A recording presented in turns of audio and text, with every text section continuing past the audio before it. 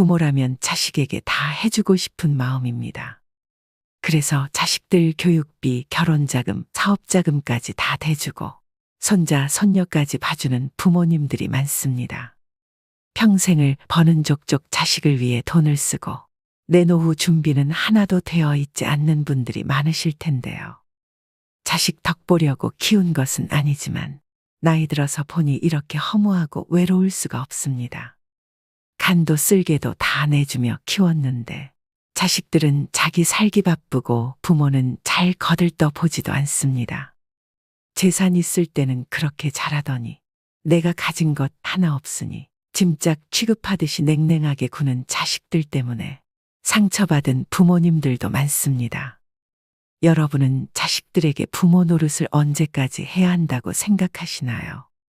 자식에게 다 주지 마라, 자식과 거리를 두고 살아라 등 이제는 이런 말들이 건강 상식처럼 머리로는 알지만 막상 내 자식에게는 적용이 안 되는 부분들이 많습니다.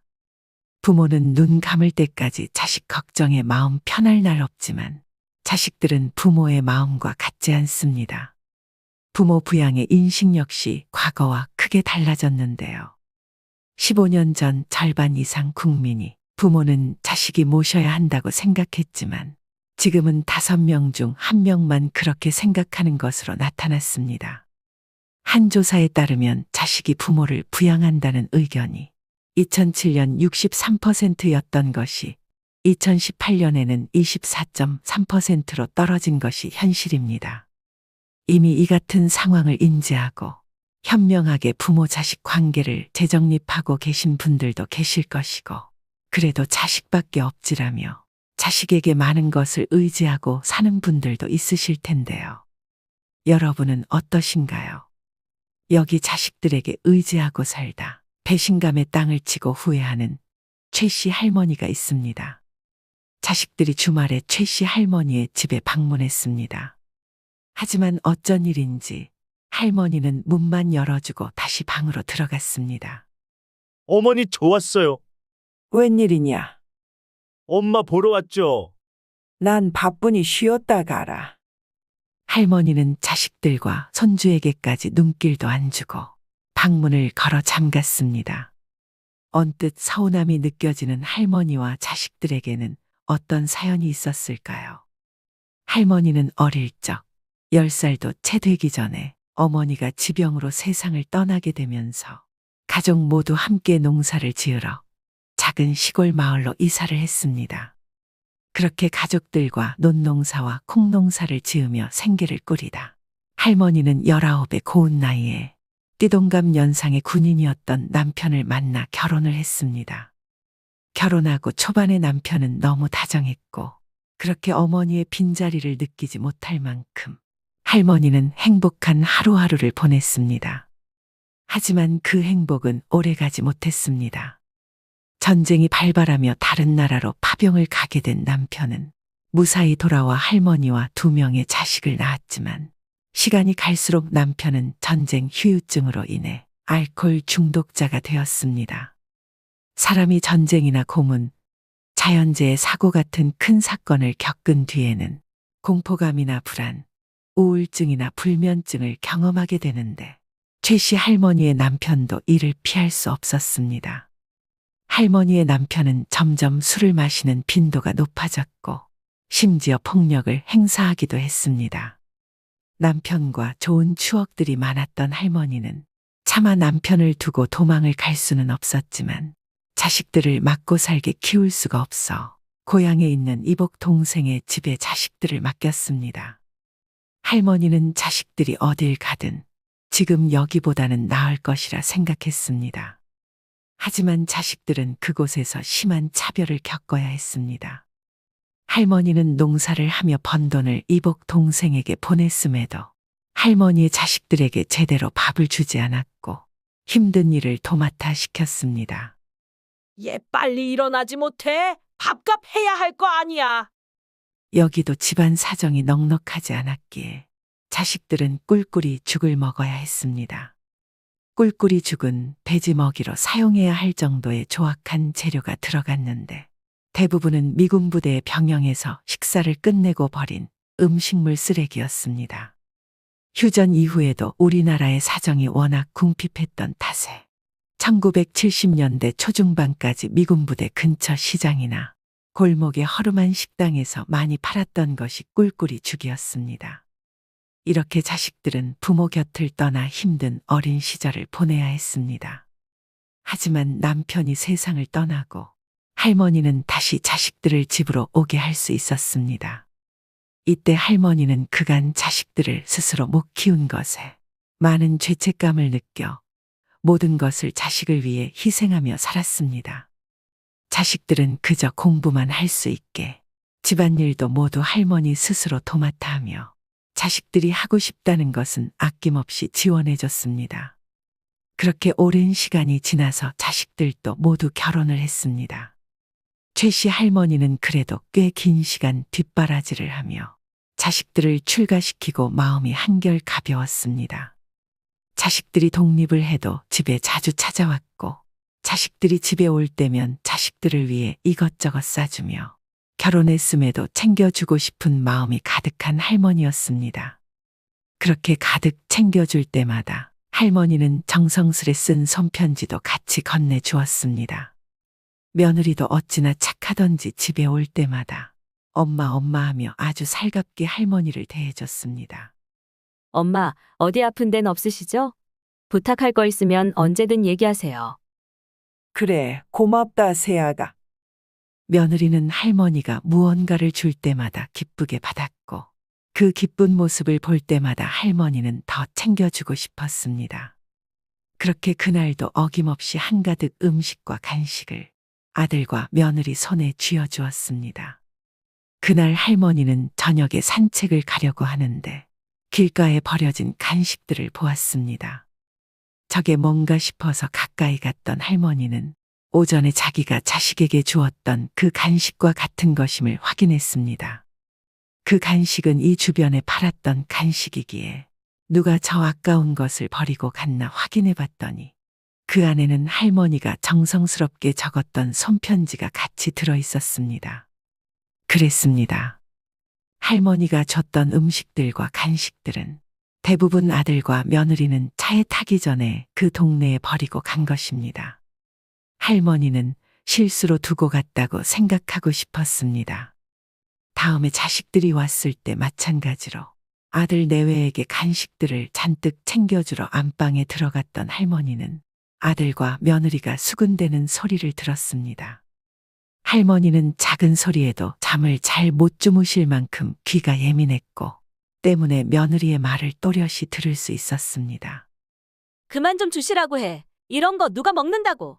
저번에 주신 것도 너무 냄새나서 차 타기 전에 바로 버렸잖아. 버리는 것도 다 일이라고. 어떻게 그래? 저렇게 좋아하시는데. 그때 버려진 간식이 실수가 아니었다는 것을 할머니는 그제서야 깨달았습니다. 할머니는 그 자리에서 두 손 한가득 들고 있던 간식들을 내려놓았습니다. 그러고는 다시 거실로 나와서 아이고, 내가 너네 주려고 간식을 사놓는다는 걸 오늘은 깜빡했나 보구나. 나이 드니 기억이 영 가물가물하네. 다음에는 꼭 챙겨주마. 그래, 괜찮아, 엄마. 맞아요. 아직 주신 간식들도 집에 많이 있어요. 라고 말하며 좋아하는 표정을 숨기지 못하는 며느리의 모습을 보며 할머니는 씁쓸했습니다. 그래도 자식 온다고 음식을 만들어서 싸놓았던 도시락을 자식들에게 건네며 이거라도 가져가라고 했습니다. 순간 며느리의 표정은 일그러졌지만 할머니는 애써 무시하며 아들에게 도시락을 건네주었습니다. 아들 부부가 차에 타는 모습을 할머니는 지켜봤습니다. 하지만 얼마 안 가 아들 내외는 마트에서 노란색 비닐봉투를 사고 나왔습니다.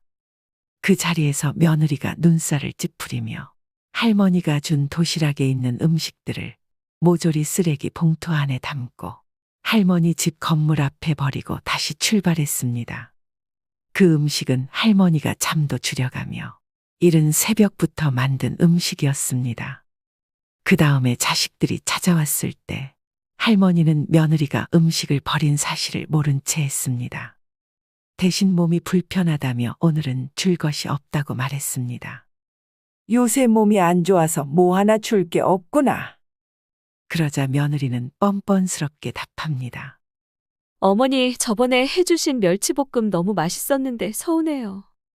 할머니는 그런 며느리가 가증스러웠다 한들 관계만 더 나빠지니 그냥 나나 모른 척하고 앞으로 안 챙겨주면 된다고 생각했습니다. 생각해보니 이제껏 집에 올 때면 뭐 하나 챙겨오는 것도 없고 왜 자꾸 집에 오는지도 궁금했습니다.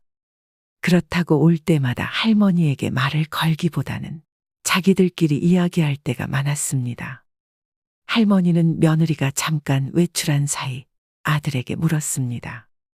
너네 처가댁에는 자주 가니? 그럼 처가댁에 갈 때면 매일 고급 와인이랑 좋은 거 사다가 포장해서 들고 가.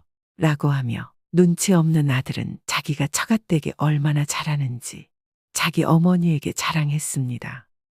할머니 집에 올 때는 이제껏 딱 한 번 마트에 파는 10,000원 조금 넘는 음료수 세트를 사온 적이 전부였습니다. 하지만 아들의 자랑은 거기서 멈추지 않았습니다. 저번에 장인어른이랑 50만 원짜리 하는 고급 와인 마셨는데 맛이 기가 막히더라고요. 그 근처에 새로 생긴 음식점이 있는데 어찌나 맛있던지. 이렇게 자랑하며 끝까지 엄마 데리고 한번 가야겠다는 말조차 하지 않았습니다. 할머니는 며느리가 빈손으로 올 때마다 그냥 요새 물가도 많이 오르고 살기 힘드니 이해하고 넘어갔지만 자기 친정 챙길 때는 그렇게 돈을 많이 쓴다는 사실을 이제 알았습니다. 이 눈치 없는 아들놈은 할머니의 씁쓸한 표정을 보고 그제서야 말을 돌립니다. 그건 그렇고 이 집값 많이 올랐더라 엄마? 기분 좋겠어? 많이 오르고 말고가 뭐가 중요해? 어차피 죽을 때까지 이 집에서 살 건데. 이후 할머니가 잠깐 친구와 통화를 하러 안방에 들어간 사이 아들과 며느리는 집안 구석구석을 보기 시작합니다. 할머니가 전화를 마치고 거실로 나가려는데 소곤소곤 하는 말소리가 들려왔습니다. 여기는 우리 우주 공부방으로 하면 될 것 같고 저 큰 방은 자기랑 나랑 쓰면 될 것 같은데. 요새 시세가 많이 올라서 지금 팔면 아주 딱이긴 한데 그냥 사는 것도 나쁘지 않을 것 같네. 근데 언제쯤 우리 여기로 이사 올 수 있는 거야? 조금만 기다려. 요새 엄마가 치매기가 있는 것 같으니까. 저번에도 우리 주려던 간식 사놓은 줄 알았는데 안 사놓으신 걸 보면 확실하다. 그 원래 엄마가 그런 거 절대 잊어버리지 않거든. 조만간 치매가 올 게 분명해. 동생은 어차피 이 집에 잘 오지도 않으니까 분명 우리한테 넘겨주실 거야. 그러니까 이 집 오기 싫어도 조금만 참아. 집을 준다고 단 한 번도 입 밖으로 꺼낸 적도 없고 나중에 눈 감을 때나 주려고 했었지만 아들 내외는 할머니의 의견은 안중에도 없고 미리 자기들이 이 집을 어떻게 쓸지에 열띤 토론을 벌이고 있었습니다. 할머니는 화가 나다 못해 어이가 없었습니다. 엄마가 어릴 때 나 버리고 산 거에 엄청 미안해 하거든. 내가 불쌍한 척 부탁하면 다 들어주실 거야. 할머니는 아들을 버린 것이 아니라 지키려고 보냈다고 생각했고 실제로 그랬지만 아들은 자신이 그때 버려졌다고 생각했던 것 같습니다. 하지만 아들과 다시 만난 이후로 할머니는 누구보다 자식들을 위하며 살았습니다. 최선을 다해 자식들을 위했기에 할머니는 이번 아들과 며느리의 대화에 크게 실망했습니다. 얼마 후 어버이날이 다가왔습니다. 저녁에는 처가를 가야 한다며 할머니와는 점심 약속을 잡았습니다. 이번에도 매년 갔던 가성비 있는 갈빗집에 들어왔습니다. 자식들 큰돈 쓰지 말라고 항상 이곳이 가장 좋다며 매 여기를 가자고 졸랐던 할머니였습니다. 하지만 오늘은 할머니도 고급진 음식을 먹고 싶었습니다. 할머니는 이 근처 대게집이 새로 생겼으니 그곳으로 가자고 했습니다.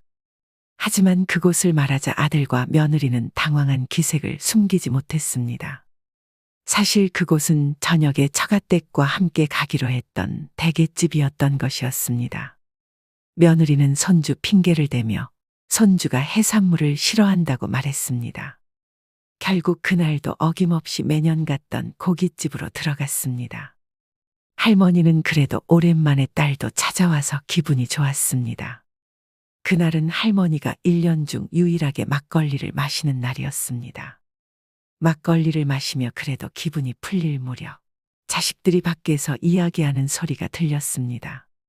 할머니는 창가 쪽에 앉았고 그 시간은 대낮이었기 때문에 밖에 소리를 다 들을 수 있었습니다. 이번에는 누가 계산할 거야? 많이 나온 것도 아닌데 오빠가 낼 거야? 나는 저녁에 또 처가 가서 돈 많이 써야 돼. 돈 벌어서 다 처가에 갖다 바치는 거 아니야? 나 좀 봐주라. 눈치 보기 힘들다 나도. 내가 내면 와이프가 노발대발 할 거야. 나도 요새 힘들어. 그리고 엄마 집에 가면서 이것저것 많이 받았을 거 아니야? 엄마가 주는 걸 오죽 좋아해. 너는 집에 오면서 그런 말을 해라. 거기 가는 게 얼마나 귀찮고 힘든 줄 아냐? 할머니는 이렇게 점점 언성을 높이며 싸우는 자식들을 보며 그 자리에서 일어났습니다. 그러고는 고기를 채 반도 먹지 않은 상태에서 뒷주머니에 있는 작은 흰 뭉치에서 돈을 꺼내 계산대로 향했습니다. 그러고는 다시 자식들이 돌아왔고 할머니는 화장실을 간다고 하며 집으로 돌아갔습니다.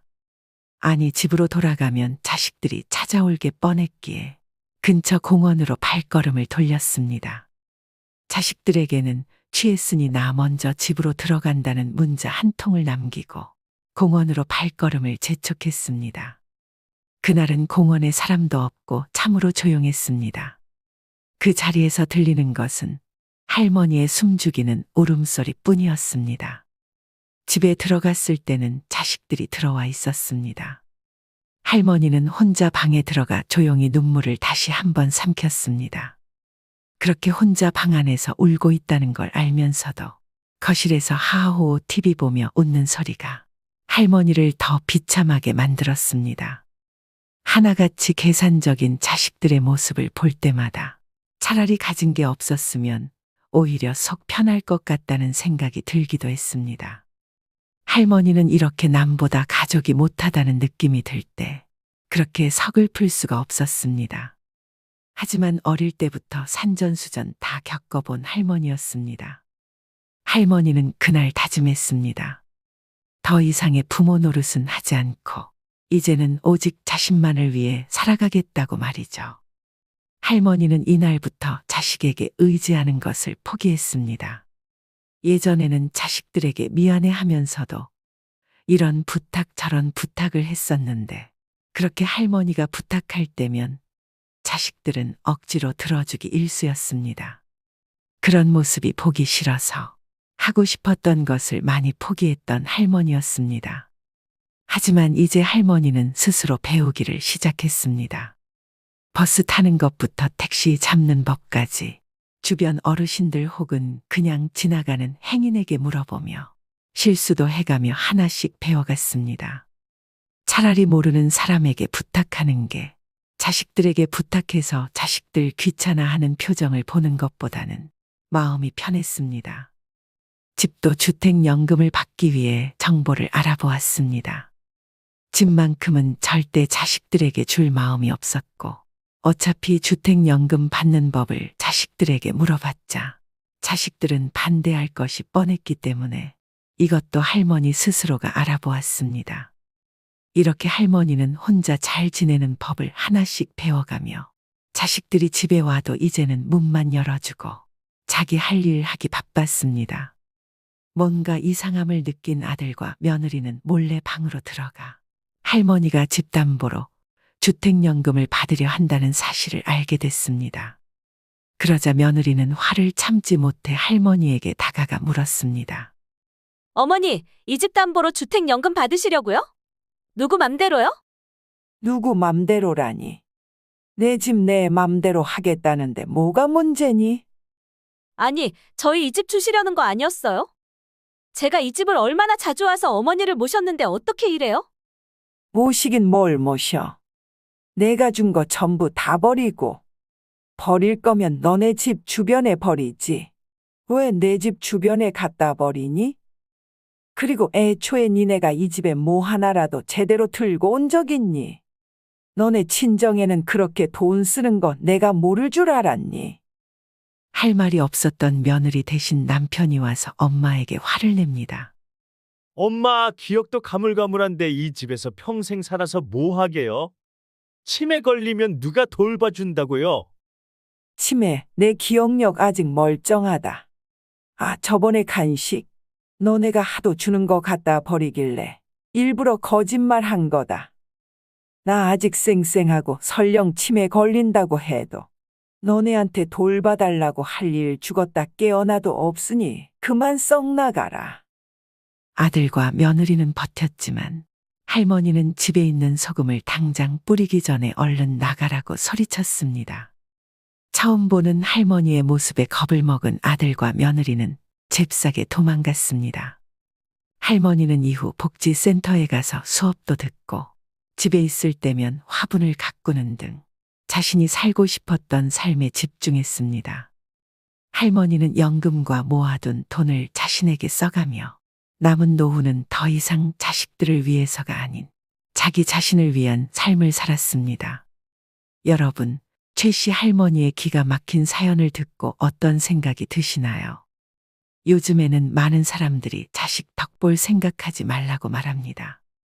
말년에 편할 줄 알았는데 혼자 독수공방하며 키웠건만 대학 졸업 후 결혼하더니 자식들이 엄마 알기를 마당에 똥개 취급합니다 하며 서러움에 우는 분들도 있습니다.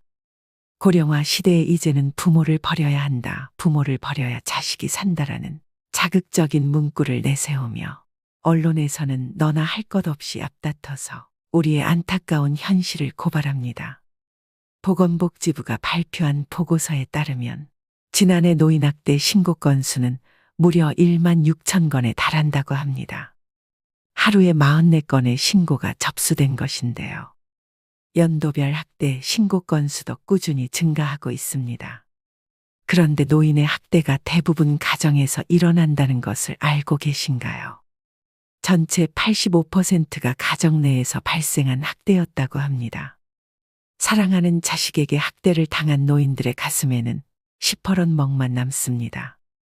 초고령화 사회로 접어들고 있는 만큼 자식에게 버림받는 부모의 사연은 가볍게 봐서는 안 될 문제입니다. 자신을 돌볼 틈도 없이 노후를 향해 열심히 달려온 윗세대 앞에 느닷없이 등장하는 복병이 있습니다. 독립하지 못하는 성인 자녀, 갑자기 닥쳐오는 부모의 간병, 황혼이 온 리스크가 그것들로 모두 사랑하는 가족과 관련됩니다. 인생의 함정과도 같은 이 위기를 잘 극복하려면 무엇을 준비해야 할까요? 오늘은 부모의 노후를 갉아먹는 자녀 리스크에 관한 이야기를 해볼까 합니다. 부모 품으로 돌아가는 성인 자녀, 이른바 캥거루족이 늘고 고령화되고 있습니다. 연구에 따르면 만 19세에서 49세 성인 남녀 중 30%가 부모와 동거 중입니다. 40대라 해도 미혼자는 50%가 부모와 함께 삽니다. 만원과 비혼 풍조가 퍼지고 취업난과 주거비 부담이 겹치면서 자녀들이 독립하지 못하고 있는 것입니다. 한국 부모들은 자녀에 대한 무분별한 지원이 문제가 됩니다. 많은 교육비를 투여한 것도 모자라 자녀가 결혼하면 집 팔고 대출받아 지원해주는 것을 당연하게 여깁니다. 더 심각한 것은 결혼 후에도 사업자금이나 생활비, 교육비 등의 명목으로 손을 벌리는 자녀들이 적지 않다는 점입니다. 이렇게 되면 아무리 노후 계획을 탄탄하게 세웠다 해도 무용지물이 됩니다. 우리 주변에는 자녀들의 등살에 다 쓰고 죽겠다며 선포했던 부모의 노후 계획이 흔들리는 슬픈 이야기들이 넘쳐납니다. 유전유효, 무전무효라거나 미리 재산을 안 주면 시달려서 죽고 찔끔찔끔 주면 쫄려서 죽고 다 주면 굶어 죽는다는 슬픈 우스갯 얘기마저 나도는 상황입니다. 성인 자녀 입에서 노인은 돈 쓸 일도 없지 않느냐라거나 여유 있으면서 왜 안 도와주느냐, 상속 미리 한다고 생각하시라는 말이 나올 정도면 부모 자식 관계는 악화될 대로 악화된 상태입니다. 하지만 평소 자녀 리스크에 대비할 것을 누누이 강조해온 전문가들은 노후 자산을 너무 쉽게 내어주다가는 자칫 부모와 자녀 세대가 함께 무너질 수 있다고 경계합니다. 그렇다면 자녀 리스크를 피하려면 어떻게 해야 할까요? 첫째, 부모의 노후 계획에 대해 자녀들에게 정확히 설명해주고 부모의 노후도 소중하다는 점을 공유해야 합니다. 부모 재산의 소유권은 부모에게 있다는 점도 분명히 해둘 필요가 있습니다. 50대, 60대는 자녀 교육에 올인하는 동시에 부모 봉양 부담도 짊어진 낀 세대입니다. 부모 세대가 80세를 넘어서면 건강이 급격히 악화되고 보살핌이 필요해지는 경우도 생깁니다. 자신의 노후 준비도 안 돼 있건만 기나긴 간병 부담에 맞닥뜨리는 것입니다. 독박 간병의 고통은 겪어보지 않은 사람은 알 수 없습니다. 특히 노인의 정신적 퇴행을 가져오는 치매는 간병하는 사람의 심신을 갉아먹는 재앙에 가깝습니다. 부모님은 내가 모시고 간다. 2013년 한류스타의 아버지가 이런 유서를 남기고 부모님과 함께 세상을 뜬 사건이 일어나 세상을 놀라게 했습니다. 평소 극진한 효자였던 아버지는 연예인인 자녀들을 배려해 혼자 부모 간병 부담을 짊어졌고 우울증에 걸렸을지언정 힘들다는 내색조차 비치지 않았다고 합니다. 오랜 세월 부모님 밥을 떠먹여 드릴 정도로 간병에 몸바쳐온 효자가 부모를 돌아가시게 한 폐륜아가 돼버린 것입니다. 그들을 사지로 내몬 것은 효도하는 자식이었을까요? 아픈 부모였을까요? 우리는 이런 문제들에 대해 진지하게 고민해야 합니다. 둘째, 자녀에게 경제적 자립심을 갖게 해주고 금융교육을 시키는 것이 명문대 졸업장보다 훨씬 중요합니다. 자녀가 스스로의 힘으로 살아갈 수 있도록 교육해야 한다는 얘기인데 이게 가능하려면 부모 스스로도 자녀에 대한 집착에서 벗어나야 합니다. 특히 저성장 시대에는 여건에 맞게 소비를 조절하고 절약하는 능력이 절실해집니다. 즉, 자녀 리스크를 줄일 수 있는 가장 기본적인 방법은 자녀에게 경제적 자립에 대해서 가르쳐야 한다는 것입니다. 경제적으로 자립하지 못하면 평생 누군가에게 얹혀서 살 수밖에 없는데요. 진정한 경제적 자립이란 주어진 경제적 상황에 자기 자신을 맞춰 넣는 능력을 기르는 것입니다. 자녀에게 결핍에 적응하는 방식을 가르치는 것도 중요합니다. 또 자녀에게 어릴 때부터 투자 교육을 시키는 것도 중요하다고 했습니다. 셋째, 은퇴 노후 전문가들은 목돈은 가능하면 현금 흐름으로 바꾸라고 조언합니다. 노인의 재산을 호시탐탐 노리는 세력은 도처에 있다며 목돈 그 자체가 폭탄 같은 위험물이라고 말합니다. 목돈을 연금이나 배당 수익이 나오는 형태로 묶어놓으면 자녀건 사기꾼이건 그 돈에는 손을 댈 수 없고 노인은 시간을 자신의 편으로 만들 수 있다는 것입니다.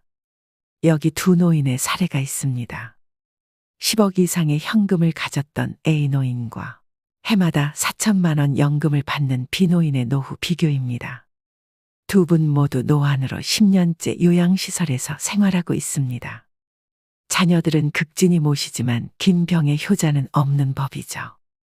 그런데 A 노인의 자녀들은 시간이 갈수록 어머니가 빨리 돌아가시기를 바라는 반면 B 노인의 자녀들은 오래오래 사시기를 바라더라고 합니다.